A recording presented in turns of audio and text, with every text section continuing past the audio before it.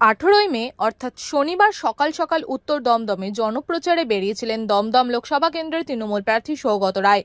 এই নিয়ে চতুর্থবার তিনি দমদম লোকসভা কেন্দ্রের সংসদীয় পদে ভোটে দাঁড়িয়েছেন এবং ভোটের নাম ঘোষণা হওয়ার পর থেকেই প্রায় 16 এপ্রিল থেকে বলা যেতে পারে জোর কদমে চলছে তার জনপ্রচার।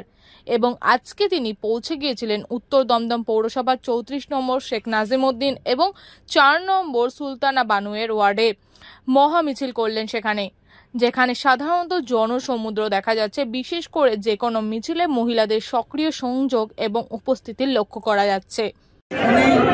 জনজোয়ার হচ্ছে, কি বলবেন? না, আমি খুব খুশি, অভিভূত, আপ্লুত। এত মানুষ আমাদের এক একটা ওয়ার্ডে আসছেন, এটা মমতা ব্যানার্জির জন্যে যে সমর্থন সেটা উপচে পড়ছে আমার। আপনাকে নিয়ে এত সমর্থন দেখা যাচ্ছে, এত জনজোয়ার দেখা যাচ্ছে, কিন্তু আপনি প্রচারে খামতি রাখছেন না। এই বয়সেও প্রত্যেকটা ওয়ার্ড মিছিল করছেন না, আমার তো চেষ্টা করতেই হবে। আমি এমনভাবে প্রোগ্রামটা করেছি যাতে ইলেকশনের আগে সবকটা ওয়ার্ডে একবার করে যাওয়া হয়। তাছাড়া পাবলিক মিটিং তো করছি। আমি 16 এপ্রিল থেকে সক্রিয় প্রচার শুরু করেছি। আমার ধারণা 30 মের মধ্যে সম্পূর্ণ হয়ে যাবে। বিরোধীদের সেইভাবে দেখা যাচ্ছে না, সুজন চক্রবর্তী বা শিলভদ্র দত্ত। না, শিলভদ্রর সমস্যা হচ্ছে ওর শরীর খারাপ, ওর লিভার ট্রান্সপ্ল্যান্ট হয়েছে, বিরাট বড় অপারেশন। তারপর ও যে করছে এটাই ওর পক্ষে কষ্টকর। আর সুজন চক্রবর্তী তো জায়গাটার সাথে ফ্যামিলিয়ার নয়, এসছে যাদবপুর থেকে, আগে কোনো দিন এইসব এলাকায় ঘোরার ছিল না। পার্টির লোকরা যা বলছে তাই, ওরা ওরকম ওয়ার্ড ধরে আমার মতো প্রচার করছে। হঠাৎ এক জায়গায় যাচ্ছে, একটু মিছিল করে চলে যাচ্ছে। সকাল সকাল দুটো ওয়ার্ড দিল, একটা আলাদা স্পেশালি মুসলিম অধ্যুষিত জায়গা। সকাল সকাল কিন্তু ভোট এবং সৌগততা কিন্তু একদম সময় মতো আপনাদের এখানে পৌঁছে যায়। প্রচুর মানুষের এখানে ঢল পড়ছে, কি বলবেন? আমরা 4 এবং 34 নম্বর ওয়ার্ড বরাবরই এখানে সাংগঠনিক দিক থেকে অনেক শক্তিশালী। বিশেষ করে সৌগত রায় আমাদের যিনি সাংসদ এবং চতুর্থবারের জন্য যিনি সাংসদ হতে চলেছেন, তিনি এত মানে আমাদের সকলের কাছে এত প্রিয় যে মানুষ এত ভালোবাসেন যে ওনার ডাকে সাড়া দিয়ে মানুষের কি বলবো দাঁড়ানোর জায়গায় এরকম পরিস্থিতি। দাদাকে এত সবাই ভালোবাসেন। দাদা জিতছেন, শুধু সময়ের অপেক্ষা। আমাদের ওয়ার্ড থেকে উত্তর দমদম থেকে প্রচুর ভোটে লিড হবে এবং আমাদের 2 ওয়ার্ড থেকেও প্রচুর ভোটে লিড হবে। দাদার সঙ্গে মানুষ স্বতঃস্ফূর্তভাবে আছেন এবং বিশেষ করে আমাদের মাননীয় মুখ্যমন্ত্রী মমতা বন্দ্যোপাধ্যায় যেভাবে মানুষের জন্য কাজ করছেন সেটা তুলনাতীত। আমরা যখন প্রচারে বেরিয়েছি, মহিলাদের ঢল প্রচারের মধ্যে মনে হচ্ছে একটা মিছিল হচ্ছে। আমি যখন ওয়ার্ডে প্রচারে বেরিয়েছি, এই যে দিদির যে লক্ষ্মী ভাণ্ডার একটা ম্যাজিক প্রকল্প যাকে বলা যায়, কন্যাশ্রী, শিক্ষাশ্রী, স্বাস্থ্যসাথী, কি বলবো, এগুলোর সীমাতীত, এগুলো বলার অপেক্ষা রাখে না। মানুষ দিদির যে কার্যকরটা সেটা মানুষ অনেক ভালো নিয়েছে এবং আগামী দিনে তৃণমূল কংগ্রেস আরও অনেক শক্তিশালী হবে এবং যেদিকে তাকায় শুধু উন্নয়নে মানুষ সাড়া দিয়েছে। ইডি সিবিআই করে কিছু হবে না, বিজেপি যতই যাই করুক, কিন্তু বিজেপি কিছু করতে পারবে না। দিদির উন্নয়নে সব কিছু শেষ হয়ে গেছে। দিদি সব সম্প্রদায় নিয়ে, ধর্মীয় সম্প্রদায় নিয়ে একটা মিশে করার চেষ্টা করছে, ভোট করার চেষ্টা করছে। সেখানে দাঁড়িয়ে সমস্ত কিন্তু ধর্মীয় মানুষদেরকে নিয়ে একসাথে মিছিল করছে।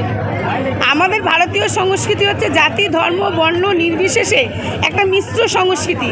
সেখানে সকল সম্প্রদায়ের মানুষ এক সূত্রে গঠিত, সেখানে কোনো বলার অপেক্ষা রাখে না। এবং বিশেষ করে আমাদের মাননীয় মুখ্যমন্ত্রী সব সময় এই কথাই বলে, ধর্ম যার যার, উৎসব সবার। অর্থাৎ তিনি সবসময় মানবতার বন্ধনে মিলে থাকতে পছন্দ করেন, কিন্তু এটাই সেই সংস্কৃতি এবং সেই সংস্কৃতিকে রেখে গোটা পশ্চিমবাংলা জুড়ে যতই জাতি ধর্ম ভেদাভেদ করুক না কেন বিজেপি কোনোদিনই সেই জাতি ধর্ম বর্ণকে ভেদাভেদ করে কিছু করতে পারবে না।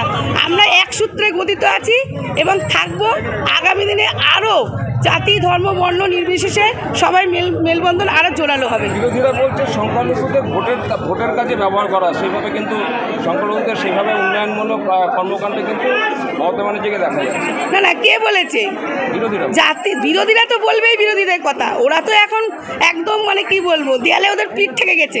ওরা এখন ধর্মীয় সুরসুরি দিয়েই এখন রাজনীতিটাকে করতে চাইছে। ওরা তো কোনো উন্নয়ন করেনি।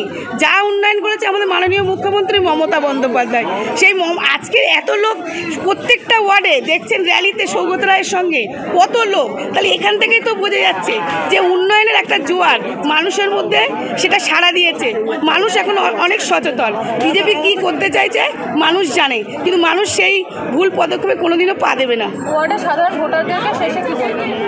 সাধারণ ভোটারদেরকে একটাই কথা বলবো, আমরা সকলে যেভাবে তিনটে টার্ম আমাদের সৌগত রায় সবসময় আমাদের যে কোনো কাজে, সে একটা শনি পুজো থেকে আরম্ভ করে কালী পুজো থেকে আরম্ভ করে দুর্গা পুজো থেকে আরম্ভ করে একটুখানি কোনো ছোটোখাটো খেলা হলেও দাদাকে আমরা সবসময় পাই। মানে অন্য এমপির আগে ছিল যারা, তাদের কোনোদিনও টিকিও দেখা যেত না, কিন্তু আমাদের দাদাকে যখন চোখ লাগাই দেখি দাদাই পাশ দিয়ে হুশ করে চলে গেল। মানে দাদাকে সবসময় সব কাজে পায়। সেই জন্য মানুষও জানে যে দাদা আমাদের সৌগত রায় হচ্ছে একদম খ্যাতনামা সাংসদ। তাকে চতুর্থবারের জন্য আমাদের সাংসদ করতেই হবে। সেই জন্য মানুষ শুধু ভোটের অপেক্ষায় আছে, বোতাম টেপার অপেক্ষায় আছে। সকাল যেন সময় দিয়েছেন সেইভাবে কিন্তু সৌগতরা আপনার যে প্রোগ্রাম আজকে যে ওয়ার্ড সেখানে কিন্তু চলে এসছেন, কতটা ভালোবাসেন সৌগতদা? যেটা হচ্ছে তিনি ভারতরত্ন খ্যাত, সবার প্রিয়, আমাদের অভিভাবক। যেহেতু উনি এই এলাকার 3 বার দাঁড়িয়ে জিতেছেন, এবার 4র্থবার জিতবেন। আমাদের প্রত্যেকের নয়নের মণি তিনি।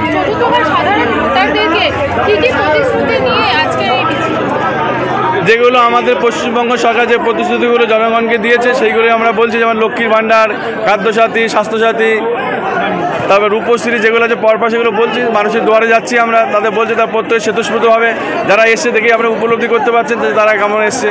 কোন জায়গা থেকে শুরু হচ্ছে, কোথায় শেষ হবে? শুরু হচ্ছে পতুল্লাপুর আনসারলি রোডের কেনাই সরণির সম্মুখ থেকে, শেষ হবে পশ্চিমনগর মিলন মন্দির ক্লাব। প্রচুর মানুষ এসছেন, বিশেষ করে মহিলারাও, এবং অভিনব একটা র্যালি যেখানে হচ্ছে টোটো করে মানুষকে নিয়ে যাওয়া হচ্ছে।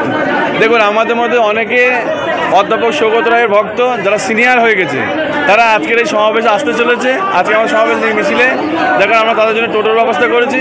যত সিনিয়র ব্যক্তি সব টোটো থাকবে, আমরা যারা জুনিয়র আছি আমরা হাঁটবো। সমস্ত মানুষ মানে সকাল থেকে মানে উদ্দীপনার মধ্যে আসছেন মিছিলে, বাড়ি বাড়ি দেখলাম যে সমস্ত মানুষ কখন মিছিলে যোগদান করবে, এর কারণটা কি? এই কারণ অধ্যাপক সৌগত রায়, মমতা বন্দ্যোপাধ্যায়, চন্দ্রিমা ভট্ট যারা এলাকায় উন্নয়ন করেছে, এই উন্নয়নে সামিল হওয়ার জন্য সবাই আসছে। নাজিম ভাই, যে বিশেষ প্রশ্ন, যে উত্তর দমদম পৌরসভায় 2টো মাত্র সংখ্যালঘু মুসলিম কাউন্সিলর, আপনারা সংখ্যালঘু ভোটে ভোট ভাগ হতে চলেছে, বা সংখ্যালঘু ভোট এবার তৃণমূল কংগ্রেস থেকে ফিরে যাচ্ছে, আইএসএফ সেখানে সংখ্যালঘু ভোটে ভাগ বসাচ্ছে, নানা রকম জল্পনা কল্পনা হচ্ছে, আপনি কি মনে করেন?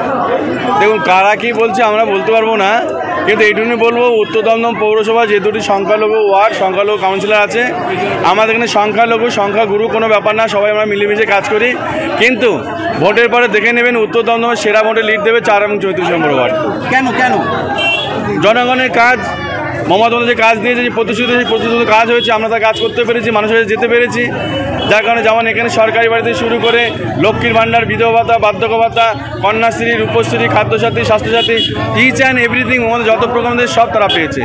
যার কারণে তারা আমাদের সঙ্গে দলবদ্ধভাবে এসছে, এবং আগামী নির্বাচনের পরে 4 তারিখে দেখে নেবেন এই 2টি ওয়ার্ড থেকে কত ভোটে লিড দেয়। তাহলে আপনি বলছেন যে মুসলিম মহলে ভোট ভাগ হবে না? একদম হবে না, একদম হবে না। ওই আইএসএফ কী করেছে বলতে পারবো না, তারা তো কিছু অশিক্ষিত মুসলিম এলাকায় নিজেদের প্রভাব বিস্তার করছে, শিক্ষিত এলাকায় কোনোদিন কোনো প্রভাব ফেলতে পারবে না আইএসএফ, এটা আমার দৃঢ় বিশ্বাস। আপনার নামটা? শেখ নাজিমউদ্দিন, উত্তর দমদম পৌরসভা 34 নম্বর ওয়ার্ডের কাউন্সিলর।